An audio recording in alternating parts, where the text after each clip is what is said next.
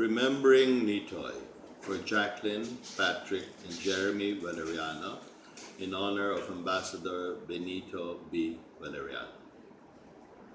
How can a good man at the peak of a golden career and about to leave on his last assignment be taken away so suddenly and cruelly from his family and friends by a death that was surely undeserved? That was in essence the question in the minds of those who heard the shocking news that Ambassador and Assistant Secretary Benito, familiarly known as Nitoy Valeriano, succumbed to a massive heart attack on the morning of September 12 in his own residence in Pasay City, just as he was preparing to leave for a routine appointment in the DFA. The day had started normally enough, with Nitoy puttering around in his pocket garden and showering to be his elegant best for the office. What was unusual was that this would, in effect, be the last moments of his brilliant and storied existence at age 62. I had known Nitoy as a colleague and friend for about 3 decades, visited him in South Korea, the UAE, and India, where my wife and I were house guests in Christmas 2013, in the Philippine residence in New Delhi, which he had so assiduously restored.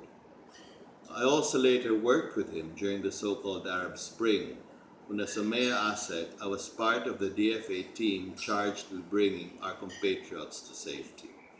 He was a calm and reassuring presence and widely known as a Middle East expert, as he had also been assigned previously to Libya during its calmer days.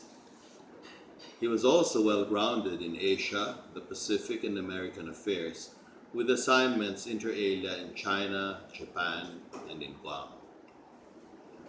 He belonged to a family that had a strong military tradition, reputed for dedicated service to the Republic. He was a descendant of Pedro Serrano Lactao and a nephew of Colonel Napoleon Valeriano, while his own father, whose first name was Senador, had also served as a military aide. His mother was a Burgos from the south. I had hoped that one day he would publish a book summarizing all his vast knowledge of his family's fascinating history. I was glad to know that his son Patrick was interested in possibly taking up law and joining the Foreign Service one day. He himself had studied in Australia's most distinguished military academy and had seen active service in Mindanao in the Philippine Armed Forces. Having served honorably in our military, Nitoy decided in mid-career to join the Department of Foreign Affairs as a career officer. And it is our good fortune that he did so because he brought to the job both the experience and the wisdom of our Defense Department.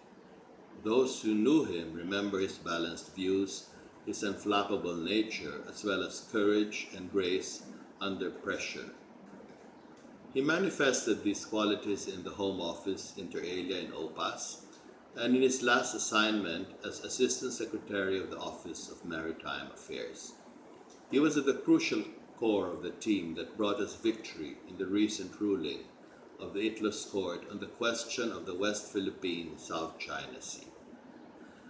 But while Nitoy might also have taken pride in these manifold accomplishments, it was his role as a family man, husband to Jacqueline, and father to Patrick and Jeremy that were of utmost importance to him. That Patrick and Jeremy have turned out to be fine young men is tribute to both their parents. I was witness in New Delhi on how he followed up on their progress in school over breakfast, and how he even buttered up pieces of toast for them, though surely they were capable of doing that for themselves, but just as a sign of his affection and cariño for them. We will all sorely miss Nitoy and wonder why he was taken away so soon, and just as he was about to hit the highest note in his life. Nitoy, you brought so much joy into this world and helped so many people.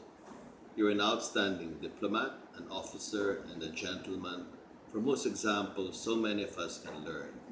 Your sterling qualities live on in your deeds as well as in Jacqueline, Patrick, and Jeremy. Your memory lives on in all of us. Rest in peace, Nitoy.